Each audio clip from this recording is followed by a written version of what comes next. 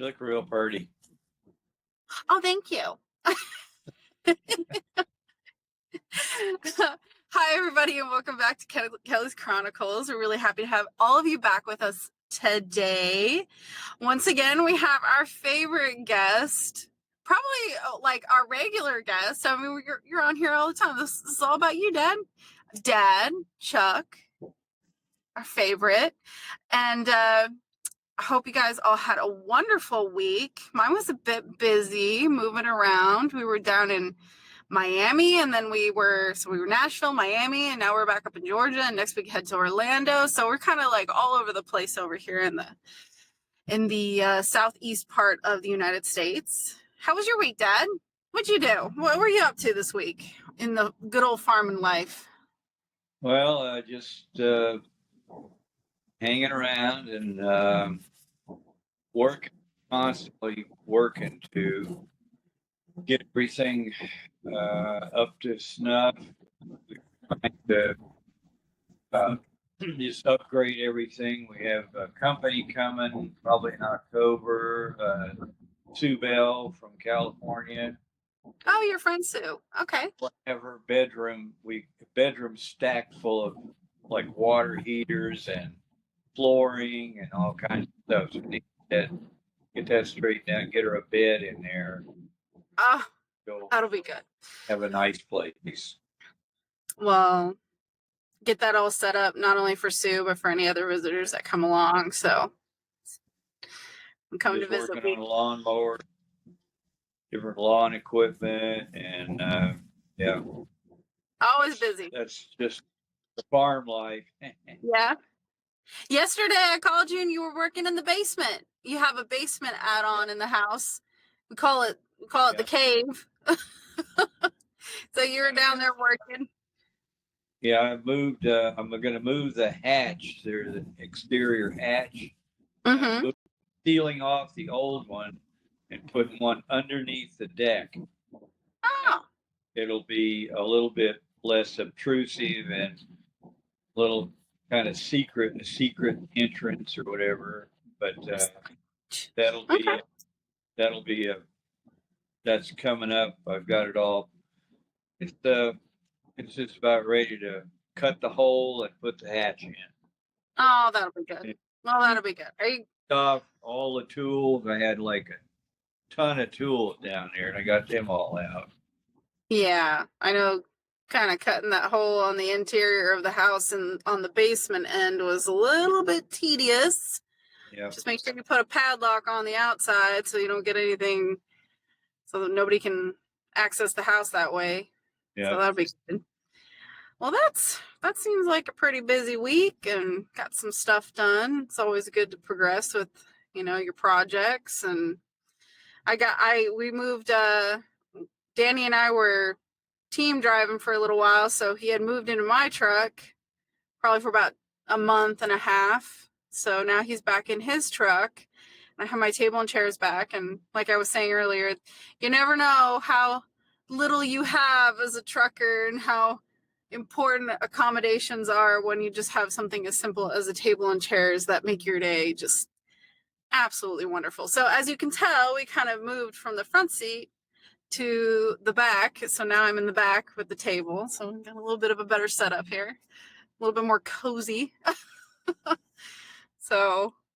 But the last time we left off with our last video, you were headed from California over to Mississippi, stopped off and you visited your grandparents to see them.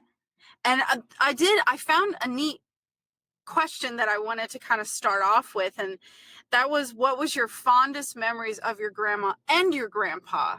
And then we'll head on into Mississippi. And I think it'll be fun to kind of talk about like Mississippi, and then you guys head to Alaska and then come back to Georgia. Let's kind of talk about the environment of that time in the country, about that time in the United States that they kind of called it the golden years, and so I kind of wanted to go over that and like what the environment was like and what the people were like. And you know, what the towns were like. So we'll kind of go back to that. So I just kind of wanted to kick off this video about a couple more memories of your grandparents, and then we'll head to Mississippi. So if you can think about what were your fondest memories of your grandma and your grandpa Olson? I'll tell you what, I can go get a picture of Grandma and Grandpa 50th wedding anniversary. I remember that picture. So do you want to talk about that picture? Yeah, this picture was taken on their 50th wedding anniversary. 50 years. One of the few times Grandpa wore a suit. He was a bib overhauls kind of guy. Oh, Yeah, big I farm. love it. And this picture doesn't show he was 6'6", 6'6", and Grandma about probably 5'2" or 5'3". Yeah, she's tiny. But she was just a really sweet person. Yeah. She was just a very giving person, and you know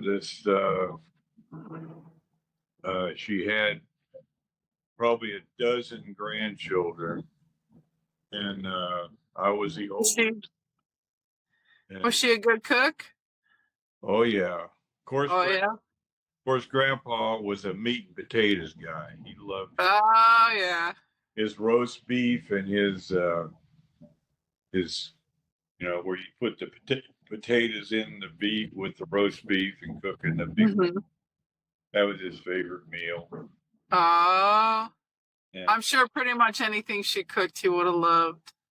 oh yeah, and I kind of remember her cooking a lot of cakes and stuff like that. So, Oh, that's awesome. but she That's had really cool. health issues. She was diabetic, and she just was in and out of the hospital a lot. Mm.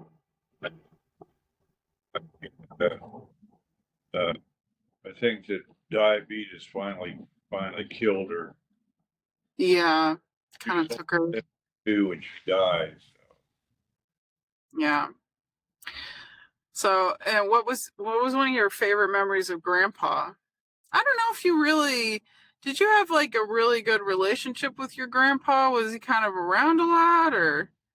He was pretty quiet. He was a Westerner, you know, Yeah. in Nebraska, and just didn't. Now I know some of my cousins had like J Bob had a really a better relationship. He lived in Burlington. Oh yeah. They would go He out was over there constantly. and he had and with me, he was just kind of distant. I do remember one time we went out to the garage, which was his workshop, and he showed me how to sharpen saws. Oh yeah. Yeah, he had like probably 100 files, different shapes and sizes. He could use those to sharpen saws. And he had that saw sharpening business that you told us about. Got his files. I got Oh yeah, you do. a bunch of files. I would say that was probably a pretty good memory is watching your grandpa do some of his crafts, and showing you how to do it.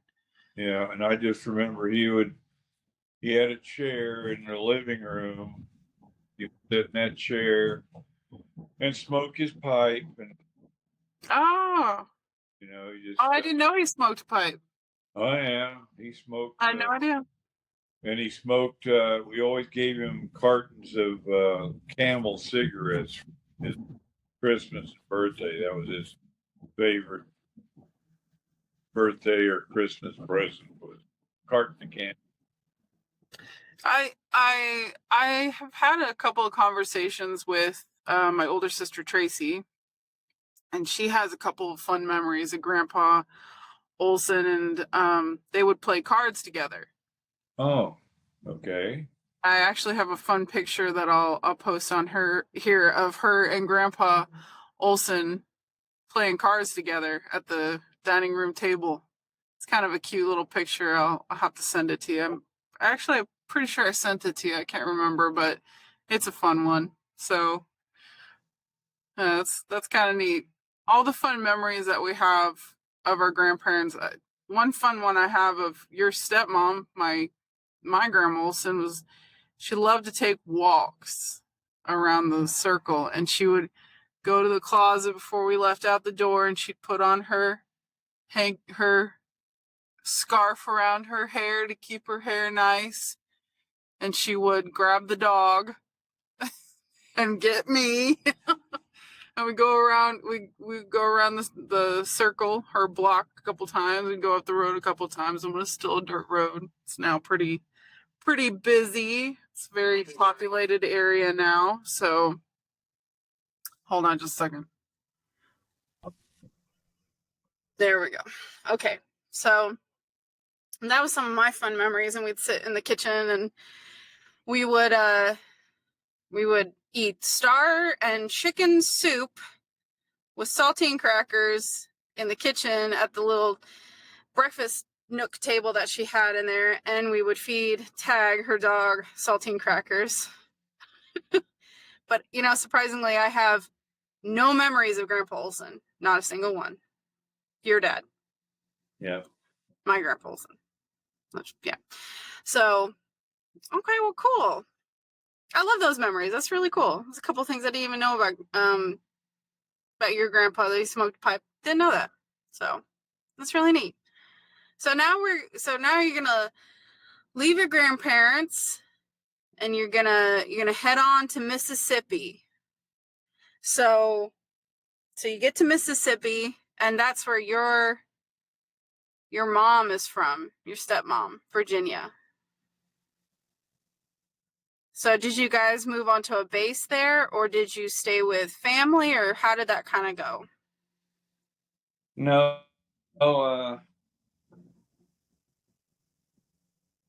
little house in Biloxi, which is right close to the Air Force Base.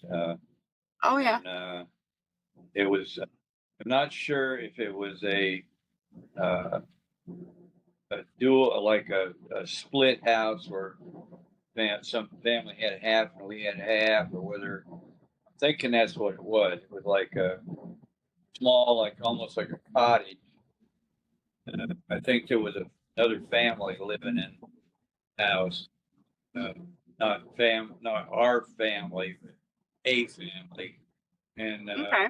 I can remember it had a oleander. I was trying to think of that the other day. It's an oleander hedge that was probably 15 feet high on one side of the yard. The other side, I think, was like a driveway or something. And it was right in a city street, in a little backyard. And we were right in the black section of town. Oh, okay. So it was kind of like the black folks neighborhood. Right. It was I kind of remember it as being, a pretty nice, quiet area. But Dad was upset with the neighbors because they were partying and throwing beer bottles through the fence or through the hedge.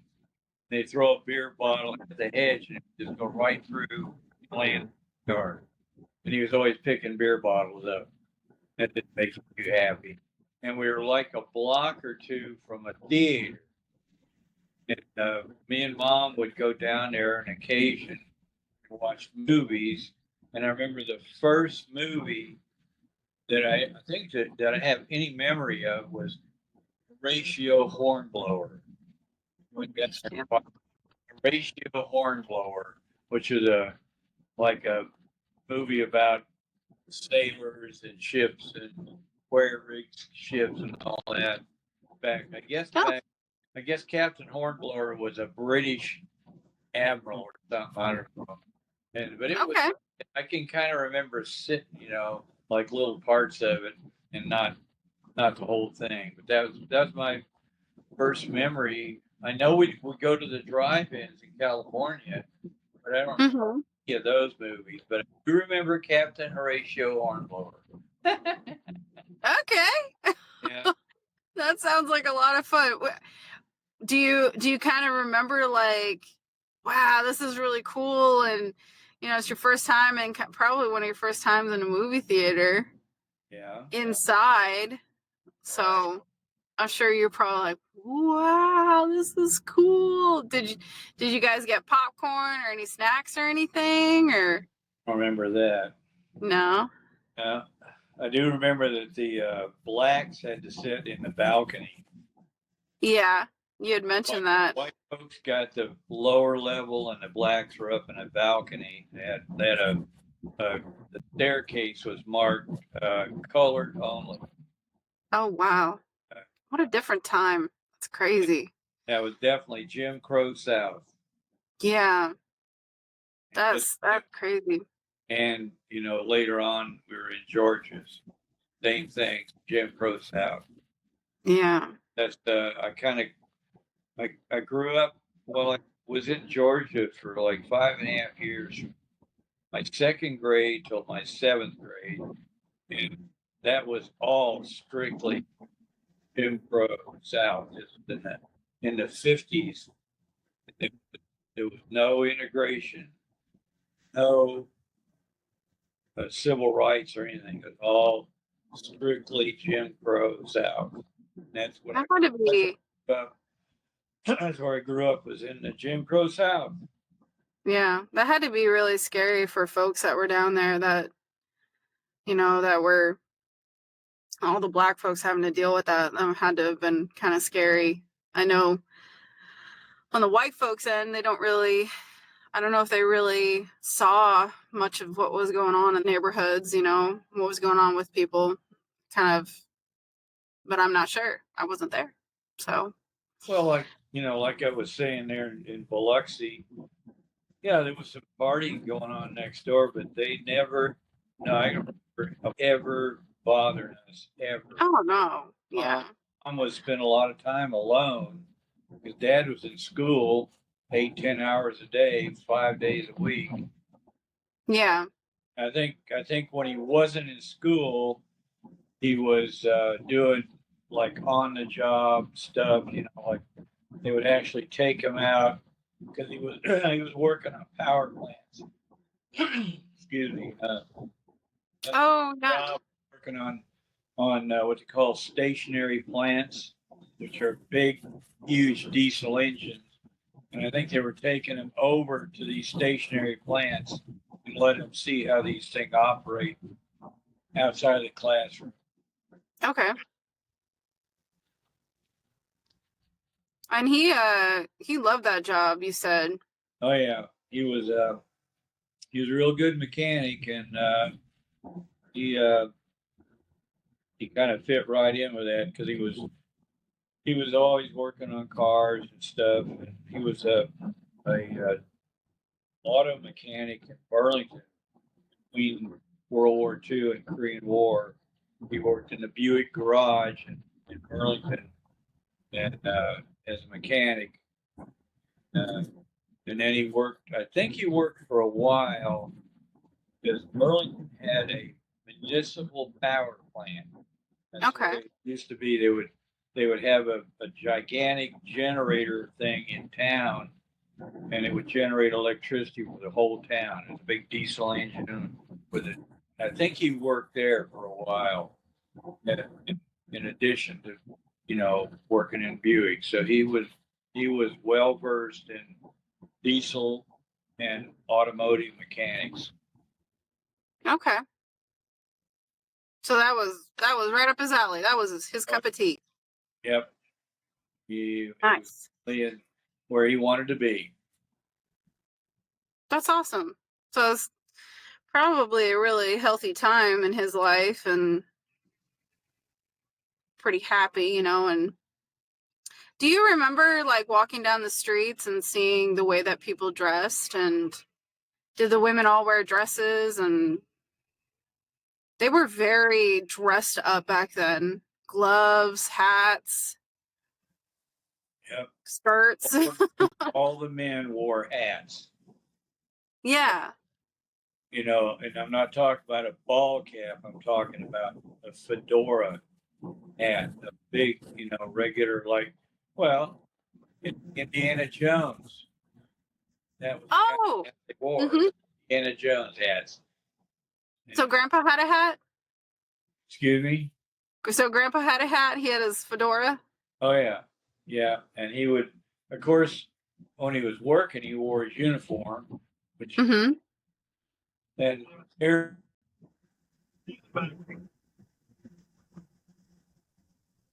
so, so he would, but it was unheard of for men to go outside without a hat of some kind on their head. It was just thing. Baseball caps were kind of, yeah, you might see him if you know at a sports thing or something, maybe playing golf or something like that. But Yeah. for the normal day to day, they would wear a felt hat. Okay. Did Grandma wear any hats when she went out? Did your mom have like any hats that she'd pin up in her hair, or was that, or scarves, or what did women wear? Well, women, yeah, a lot of scarves, and on on a in a formal occasion like on church on Sunday or something, they would wear, you know, stylish hats. But mom and dad did not go to church. Oh, that's right.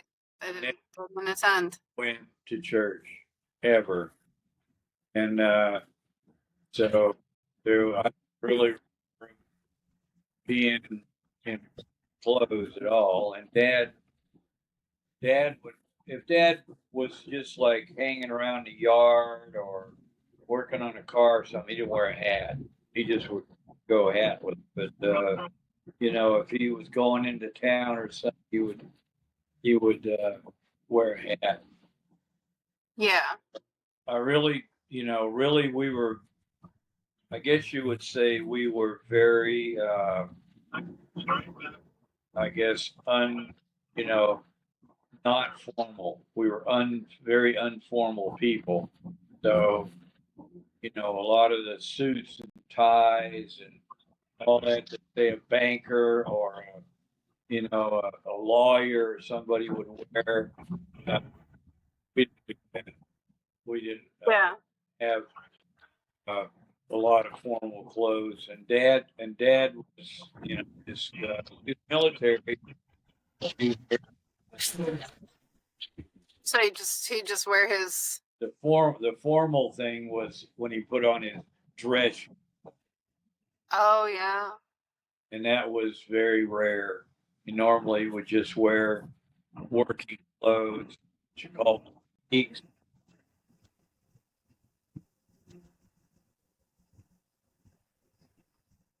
to work, because he was going to go work on the engine and stuff. He didn't wear a, you know, a best uniform to go to work like an officer would, Okay. or you know, some office worker in the Air Force would wear, like regular. You know, dad just wore his fatigue, and he's a working man.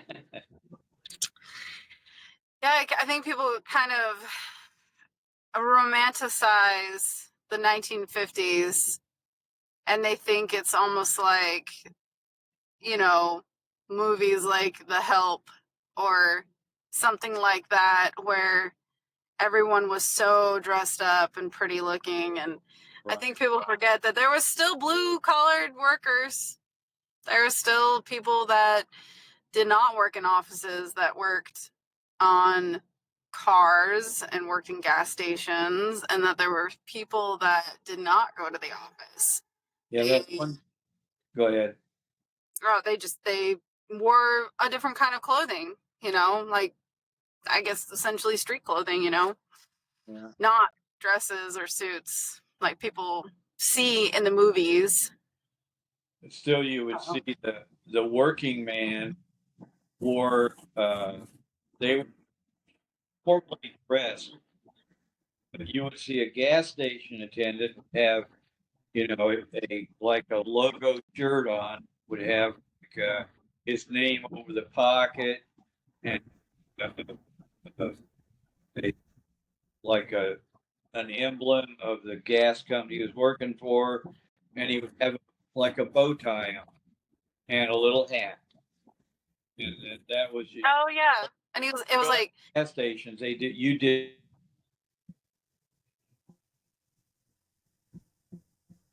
your own gas in those days. They always, you pull into a gas station, an attendant would come out and go to your window and say, "May I help you? And what do you need? Need to fill up, or what do you need?" And yeah, I need to fill up. So you want regular or ethyl? Two kinds of gas back, regular or ethyl. yeah. So say regular, which mostly people burn, and then he would, go ahead and start the gas. Gas pumps didn't even turn off automatically. You had to be right there and turn it off by hand. And then he would check.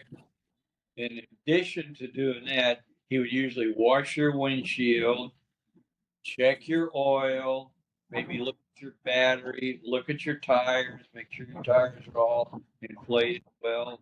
Wow. Then you probably didn't have to get out of your car to pay him. And he would take your money and bring your change back to you. It was full service. That's a different time. Right. Look at it. As a footnote, I worked in a gas station in college in Conway, Arkansas, the DX station. It was a full service station. One few around, because the one across, you go across Interstate 40 in Conway, and it was a self-service station. This was in like 1972, and they were still full service stations, even in that late time. I didn't know you worked at a gas station. Full service gas station. And we got held up once too. With a gun? Yeah, a guy had a shotgun. Ah! And, Oh my gosh. yeah, and That he, must have been scary. what? That must have been terrifying. Yeah, I that was after Vietnam. Oh, never mind. Nothing scared you after that, so Had a you're lot- fine. I just, yeah, We're like, I fought men with machetes. What Okay. are you? Who are you? so he did out the cash register for him, and he was a black guy, and he got in his car. It was like a couple other guys in the car, and he drove out of the gas station.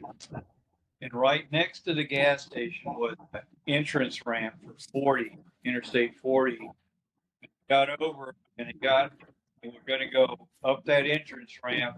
And we're looking, and the owner came out. He was sitting in the back.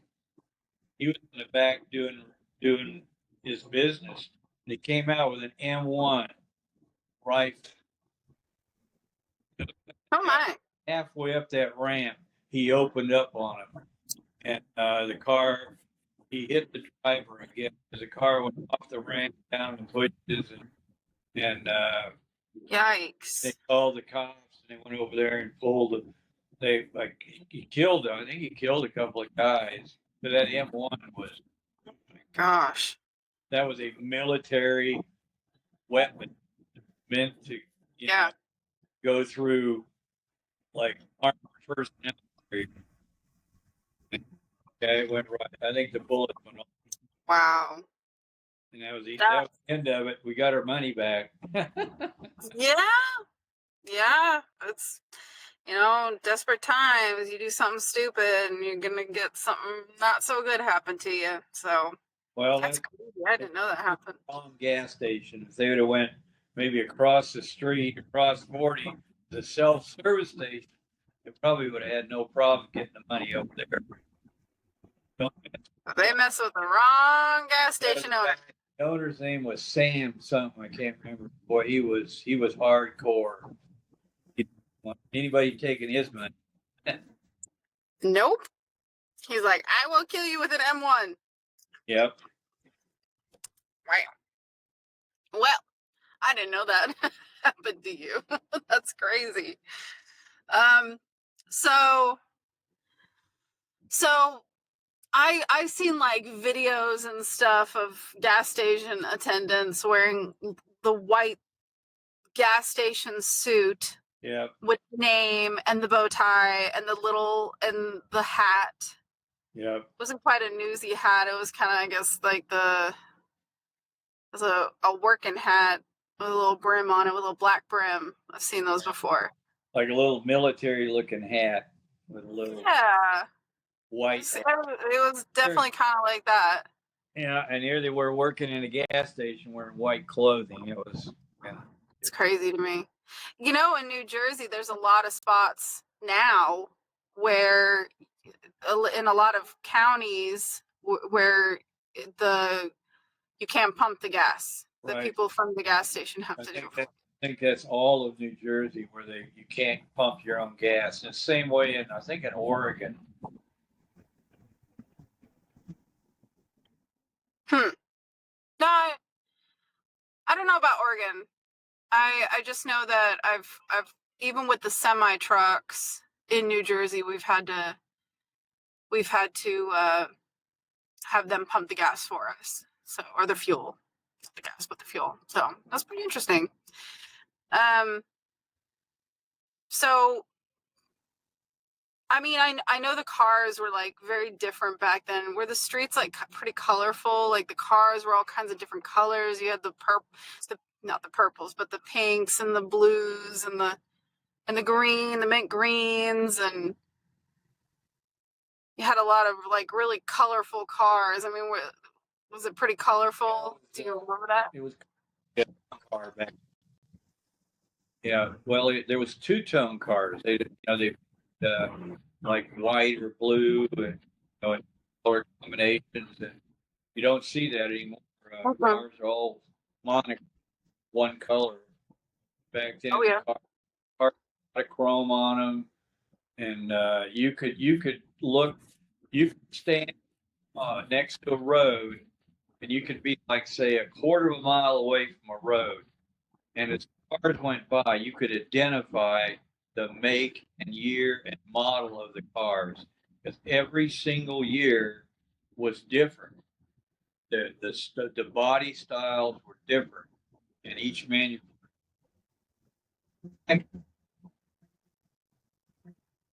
cars were different. So you could park off in the distance. Oh, 57 Ford. Yeah, that's like a Starline or a Fairlane. You could even tell because they had convertibles and then they had two-door hardtops, four-door hardtops, four-door sedans, two-door sedans, and you could look at it. You look out, and you could say a Chevy, Dodge,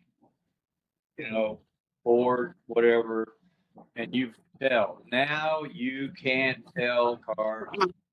I mean, there are a few that out like a Corvette, but for the most part, cars all look the same.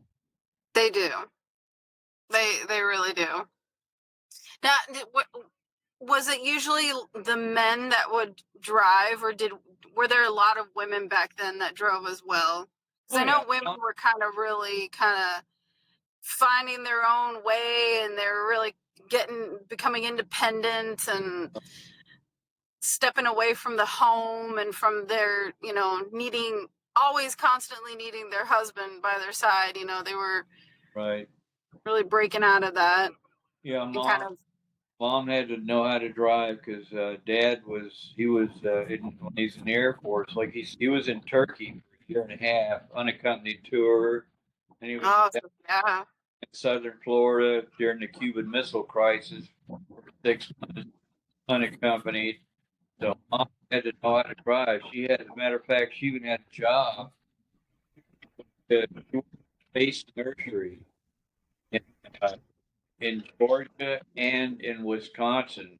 She worked space and everything, extra money, and she had to drive to work. So yeah, No. we usually had one car. So Oh yeah. Do you remember your car? Do you remember what kind of car you had? oh yeah, oh yeah, Yeah. What kind of yeah. car did you guys have? Yeah. Well, back in before 1955, we had a series of older cars like from the early 50s and late 40s. We like in Alaska, we had a truck, 50 Roadmaster,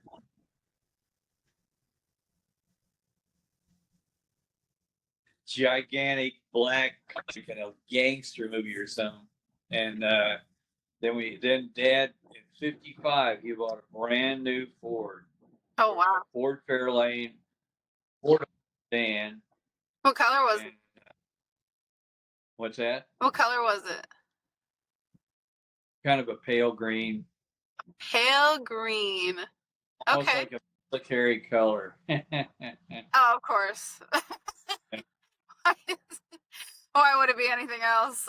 Well, Military through and through. and then he traded that in for a '60 Ford Fairlane, again a four-door, and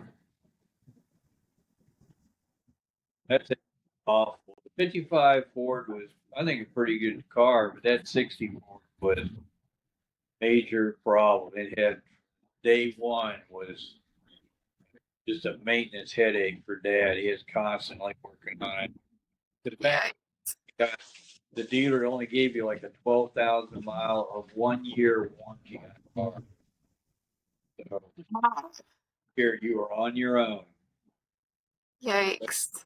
You better know how to fix a car. So, Thank goodness he knew how to fix a car.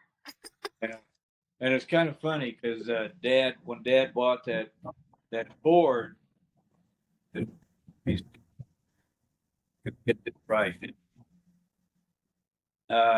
No, it might have been the '55 because we bought that from Lowndes County Motors, Georgia, and they drilled two holes in the trunk in the space between the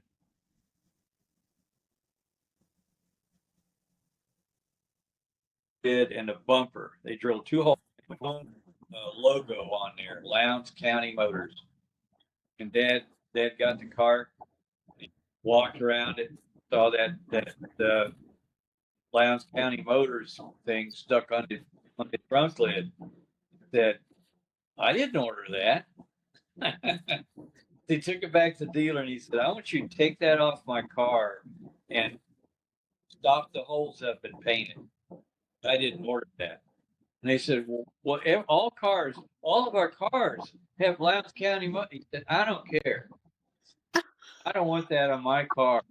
He said, I'm not advertising your dealership with my car. You take that. Could be. All right. So they took it back then. The only thing they didn't have Bondo or anything, so they had to lead in the hole with, Oh. and sand it all down and repaint the whole back of the car. Oh my gosh. It was a big deal, but Dad was, there's just certain things you did not mess with Dad, and he was a mechanic, so he knew all about, all that stuff. He worked in a Buick garage. He knew all about that stuff. I think he was just messing with him. Well, I had heard stories about Grandpa being a mess with kind of guy. Didn't you told me one time that if somebody would come up and tailgate him, he would slow down. And how would you tell that story though? Yeah, Dad drove like there was no rearview mirror. He didn't care what was going on behind him.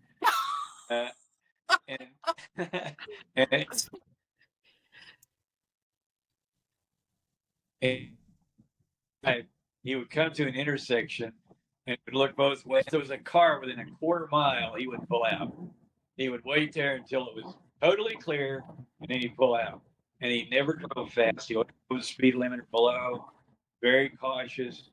You know what? He never had even a fender bend, had a wreck. Oh, Wow. he was a very good driver.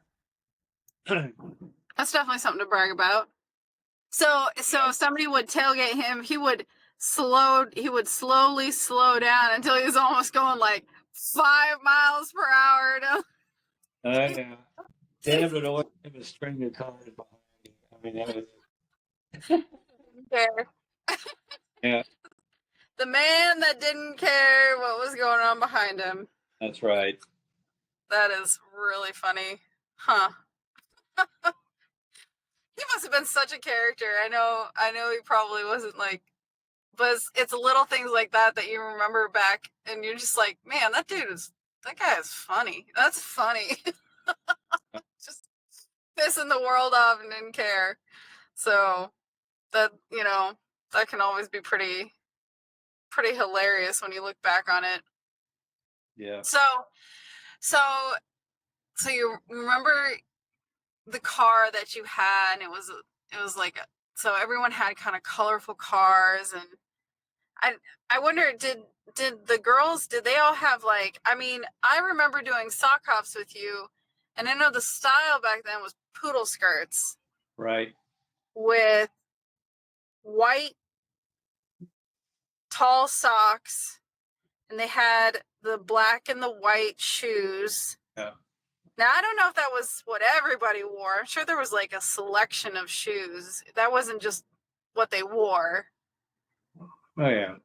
Yeah, there was like different.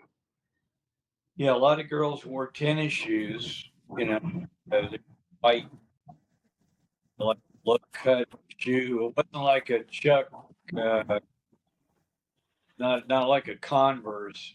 They were Chucks. They call it, Converse. You got the seal on the side on the ankle. Oh yeah. There's a guy at like Chuck or something who was a basketball player.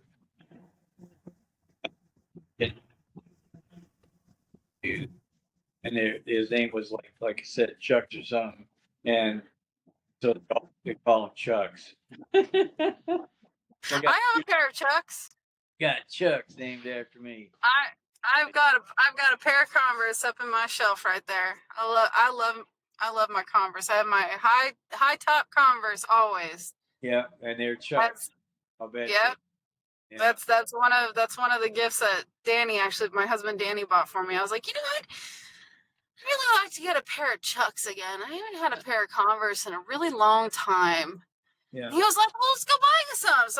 So we went and bought me just classic black and white pair of Chucks. And I always make my Chucks really unique. I put some neat like Galaxy shoelaces in them. And back in the day, I don't know if you remember when I was wearing wristbands and neckties, because it was the early 2000s and we were going through our emo, Avril Lavigne phase. So right. I'd color all over my Converse. I don't know if you remember that. I'd write all over them and stuff. That was always fun. Yeah, that was that was a good time. Yeah. That was kind of a transition period there that all that emo stuff didn't last very long. No, it didn't. It's very nostalgic now. I miss it. It's all piercings and tattoos. Oh, I mean, there was a lot of piercings and tattoos back then, but it's not as much. Not as much. I went and got a haircut the other day, and it was a 10-year-old boy in there. And he got his hair cut real short, except for just a little bit on, like the sides were really short, and the top had a little bit of hair, and he had a mohawk down the center that was combed into a peak and painted orange. And I said, that is going to be one bratty kid right there. It was like either really bratty or really cool. What were they thinking? I mean, come on. Wow. They were like, we're gonna let him do his own thing. Yeah, Just whatever you want. wing it. Yeah, whatever you want. It probably costs Whatever like you want. all that hairdressing. Mom would have killed Billy, my youngest brother, if he would have did that as a kid. He was not allowed to have that kind of stuff on his head. No way, Jose. No, you can, like you can go, if you go extreme with hairstyles. This I've noticed, being a work in elementary school, you got to see stuff like that. You see kids with some kind of strange hairdo, and they're incorrigible. I mean, the teachers couldn't do anything with them, and their parents Really? down to school going, "What did Johnny do today?" Oh, wow. Yeah, I had one Yeah, kid. His hair was pretty short, except he had about a 6-inch rat tail on the back, his like hanging down his back collar. Well, really painful, but it's still, he had what kids had a tail like that. That was oh, the rat tail. definitely definitely a radical departure. He just, I mean, he was always It's hard to handle, huh? always in trouble. Yeah. I think by allowing a child to have or medical clothing of some kind, or a tattoo maybe, that that kind of set the stage for their, like, they feel accepted or something, that they don't think that they have to abide by the norms, and Huh. so that, yeah, it's not a good thing. Well, I know you've definitely had close observation, and that you've definitely had a lot of interaction with the school systems of America, because you were a janitor down in Arkansas, where I grew up, where we lived for a really long time. And after you retired out of the military and we eventually got down there, that was pretty much the job that you had for the majority of the rest of your working career, was being a janitor. So, and I feel like janitors see a lot of stuff that a teacher would not particularly see, because you're out in the hallways, you're in the bathrooms, you see a lot of how the kids interact with all kinds of different situations and scenarios. So I definitely think that you have an opinion on that, for sure. And being able to see, with the way that a kid dresses, or the way that the amount of, I guess, freedom that the parent would allow, you definitely see what the outcome of that would be. So definitely have an opinion on that. But that was one of the best jobs a man could ever have. When I was in R.E. Baker, and 3 of my children were in R.E. Baker at the time. So all day long, it was, "Hey, Amy, how you doing? Hey, Dad, you doing?" It was great. I loved it. It was just I know you love that the job. greatest job ever. We loved seeing you too. We loved seeing our dad at school. We did not care that you were sweeping the floors. We were so proud of you. We just loved seeing our dad. Yeah. That Well, was the best. the teachers really liked what good. That was good. That was good, not just for,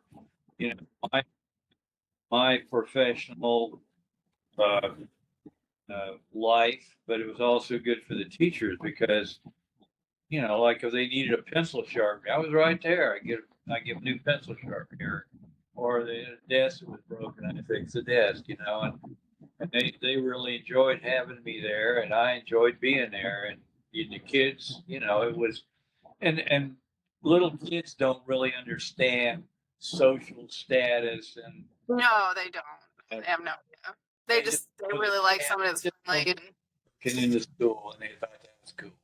yeah, they kids are great like that. They don't see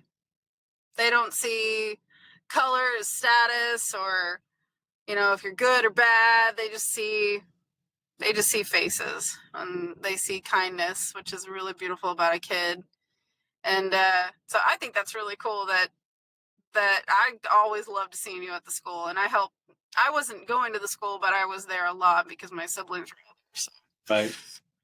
So that was always really fun to hang out with mom and dad at the school. But yeah, I definitely agree. Like, you have definitely seen a lot of how a kid behaves, and like definitely the way that, the freedom that a parent would give a kid is definitely important,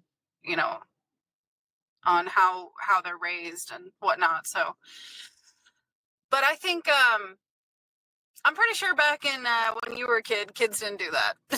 They did not spike No. their hair like that.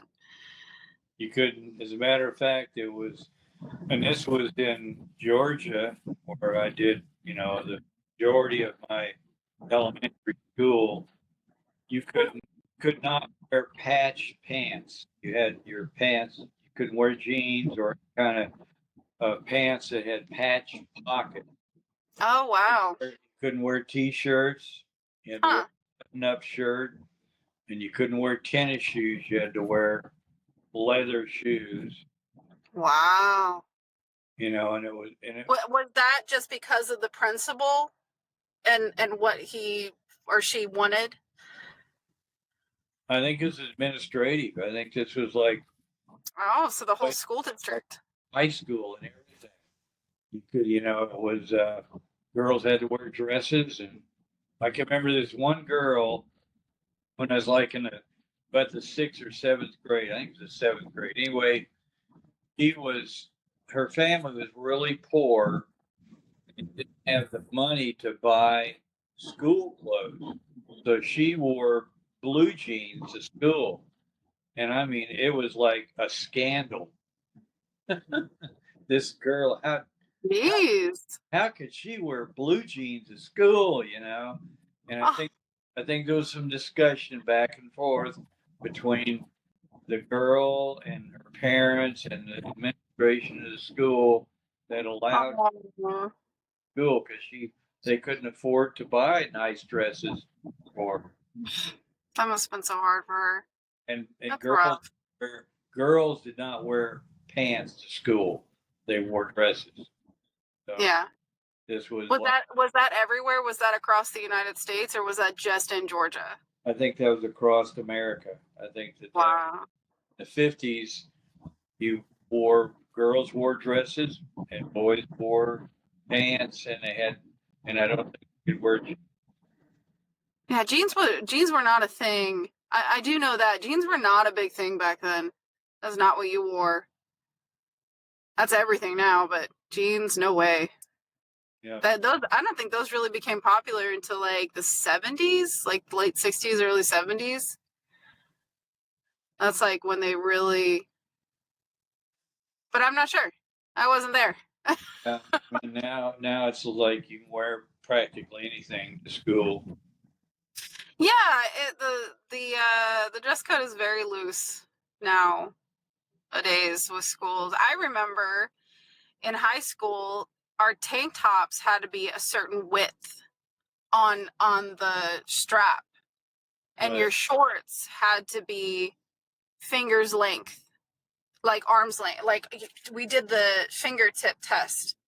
If your shorts were too short and you couldn't pass the fingertip test, they would send you, I believe, to the principal's office, and you had to either have your parents bring you another pair, or you had to just go home. Yeah. Or I think you went to detention. I can't remember at all. I have to ask my friends about that. Because I didn't have a lot of friends that wore short shorts. Yeah. I didn't have a lot of friends that wore that. I wasn't friends with the cheerleaders or anything. I was friends with the I was mainly friends with the like the kids that were like band kids and stuff, drama kids. Kids would call us nerds, but I mean, we were cool. Okay, come on.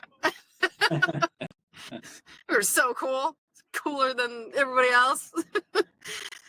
So, did you play any sports in school? No. No. Yeah. The schools I went to were little. They were small country schools. They didn't have any football or basketball program like that. When school, normally with kids would be playing little league or Pop Warner football or something like that. You didn't have it. I never got the team sports, and then when I went to, like, when I would move to Wisconsin from Georgia, even there we were this little tiny country school. They only had like maybe 200 kids, like grade, and so I was always in these small country schools, any organized sports at all. And so starting on high school, that all of the kids in high school had been playing baseball, football since they were 8 years old, and I couldn't even compete. I didn't want to go try out. I guess I could have redshirted it, but I really wasn't interested in it. Didn't was a big deal. Never Yeah. ball or anything. It was just like when in school, they didn't even have facilities for playing baseball or basketball. It was nothing like that. They didn't have equipment and or the facilities. Been nice if they had at least a baseball diamond. Yeah, Something. nothing. Nothing. Just a playground with uh, kid killer activities like gigantic slides that were like, these slides 30 feet high. they were at least 20 to 25 feet high, and then they had Yeah. swings where the upper bar was like 16, maybe even 20 feet above the ground, where you could get, you start swinging on those, you'd be like, 15 feet in the air. Yep. Oh, and then they had teeter totters, I guess, call them not teeter totters. They were probably made out of wood. Mine Yeah. were made out of metal as a kid. Wood, and they were huge. The arm on it, a seesaw. The seesaw, probably, gosh, probably 15 feet long. And so when you were down and the other guy was up, he was like, 6 feet in the air. Oh yeah. And then if you If jumped not off, taller. break his ankles. Yep. It was crazy. I mean, just like, but I have pictures of playgrounds like in New York City in like 1900, where they have the gigantic jungle gym made out of plumbing parts. The kids would be like 15 feet off the ground on this bar, hanging up in the air. I'm going, hey, I had it pretty good. Yeah. I successfully didn't die. Thank us. Definitely had some severe injuries as a kid.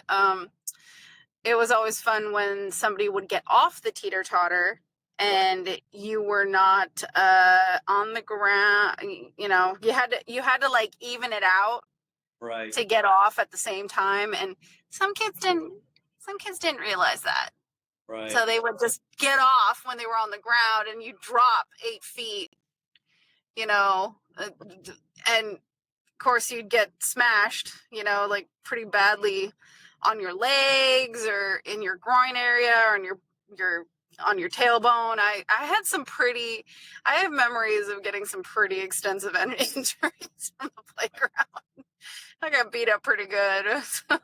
Yeah. So it was, And they did not have, as far as I can remember, they did not have a merry-go-round like they oh yeah. have those. But I did that. I guess I can do a little aside here. When I was in Cub Scout, I was like probably about 7, 8 years old. We went and we had a Cub Scout meeting on the Air Force in the Air Force freighter, Air Force Georgia, and they had a merry-go-round, and it was made out of basically just like, I guess, just plumbing parts or something. It was just Yeah. Wood and metal. built, tossed together deal. Yeah. I think it had like a car axle in the center. It had these metal, like I said, like scrap metal parts that made the coming down from the inside. And they had these boards, wooden boards on the outside for kids to sit on. And I was like, and I got in the middle to push, and I got in there, and a bunch of big guys got in there, older Cub Scouts got in there and started, I mean, just running as fast as they could, and I couldn't keep up. So I dropped down ground, and I was going to crawl out to outside and get away. I got out, and I thought I was out of the way of the merry-go-round, and I lifted up, and a bolt Oh. hit me right in the back of the head, and kind of knocked me out. Anyway, I got out from underneath there, and I felt something in the back of my head, and I reached back, and my head was covered with blood. Oh. Oh, and the den mother saw me with She blood was like, down my back, and she freaked out, and she got a towel or something, slapped it on my head, and took me off to the Air Force clinic. oh I got 3 stitches in my head. You know, ow.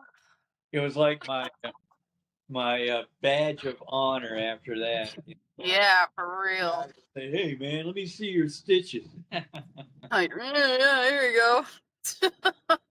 That little You're the guys that did it to me.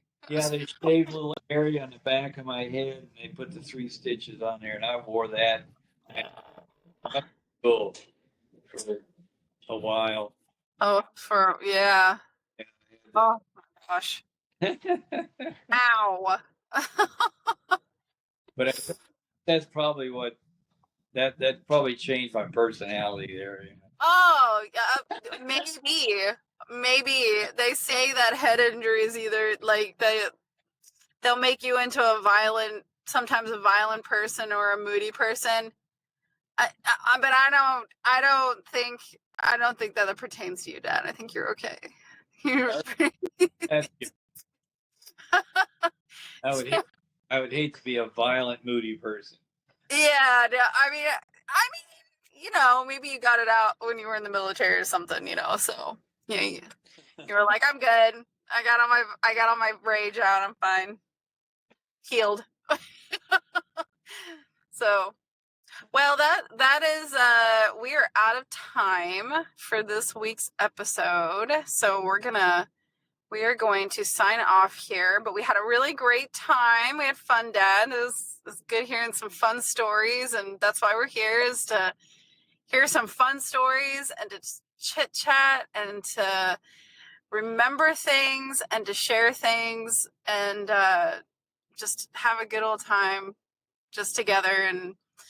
And I hope everybody enjoyed this episode. I hope everyone that is out there is safe. Please be careful out on these roads. They can be very dangerous, as I would know, being a truck driver. And enjoy your week. Do something fun. And we will see you next week here on Kelly's Chronicles.